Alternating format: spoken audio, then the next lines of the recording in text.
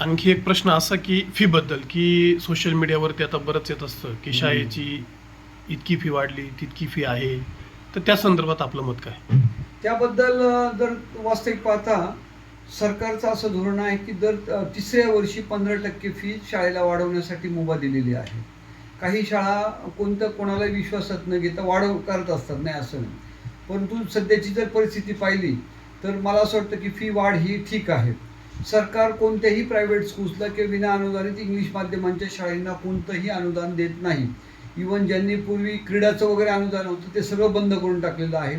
जे काही खासदार किंवा आमदार निधीमधनं पूर्वी जे काही स्कीम्स वगैरे मिळायच्या त्यासुद्धा सरकारने बंद केल्या आहेत. आणि सगळ्यात महत्त्वाचं म्हणजे पालकांनी हे गोष्ट लक्षात घेतलं पाहिजे की आपल्या पाल्याला जर गुणवत्तापूर्वक शिक्षण जर मिळत असेल तर ते तुम्हाला विकतच घ्यावं लागणार आहे. कारण फुकटचं एज्युकेशन मी जसं सांगितलं तुम्हाला की त्या शिक्षकांना जनगणना असेल किंवा मतमोजणी असेल किंवा मतदार नोंदणी असेल या अशा फालतू कामांमध्ये सरकारी सगळ्या अनुदानित शिक्षकांना त्यांनी अडकवलेलं आहे. आणि त्यामुळे काय होतं की अभ्यासाकडे किंवा शिक्षणाकडे त्यांचं दुर्लक्ष होतं आहे. आणि त्यामुळे काय होतं की सगळ्या पालकांचा कल जो आहे तो इंग्रजी माध्यमाच्या किंवा प्रायव्हेट स्कूल्समध्ये आहे. बरं, याच्यामध्ये आता विशेष म्हणजे पालकांनी हे लक्षात घेतलं पाहिजे की आपण प्रायव्हेट स्कूलला ज्यावेळेला आपण आपल्या मुलाचा प्रवेश घेतो त्यावेळेला आपल्याला फी देणंच आहे. म्हणजे तुमची जर परिस्थिती नसेल तर तुम्ही सरळ त्यांना जिल्हा परिषदेमध्ये टाका किंवा अनुदानित शाळेमध्ये टाका. तिथं तुम्हाला 500-1000मध्येच तुम्हाला ॲडमिशन मिळून जातात. तिथं तुम्हाला पुस्तकं दप्तरही फुकट मिळतात.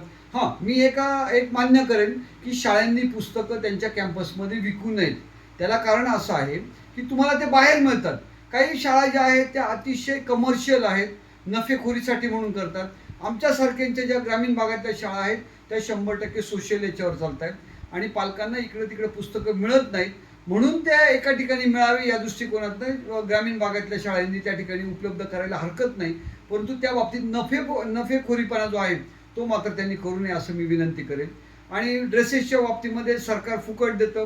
म्हणजे पालक जे म्हणतात ना की या शाळेची फी एवढी वाढली किंवा या शाळा एवढं फीज घेतात, आमच्या शाळेंना तेवढा खर्चच आहे. आम्हाला जर शिक्षक बाहेरून आणायचे आहेत तर आम्हाला त्या शिक्षकांना पेमेंट पण द्यावं लागणार आहे. आणि ते पेमेंट करायचं साहजिक तुमच्याकडनं आम्ही फी घेऊ आणि मग ते शिक्षकांना देऊ किंवा आम्ही जे काही गुणवत्तापूर्वक आमचं जे इन्फ्रास्ट्रक्चर आम्ही डेव्हलप केलेलं आहे किंवा ज्या सोयीसुविधा किंवा उपलब्ध सुविधा केलेल्या आहेत त्या साहजिक आम्ही पालकांच्याच पैशातनं करणार किंवा आमच्याकडे जो पैसा आम्ही उपलब्ध केला आहे त्याच्यातनंच करणार आहोत. त्यामुळे मला असं वाटतं की पालकांनी उगाच त्या फी बाबतीमध्ये आरडाओरड करू नये. ज्या काही शाळेच्या नियमाप्रमाणे तुम्हाला सांगितलेलं असेल त्याप्रमाणे फी भरायलाच पाहिजे. ती ही वेळातच भरली गेली पाहिजे. या बाबतीत सुद्धा पालकांनी कटाक्ष राहिलंच पाहिजे.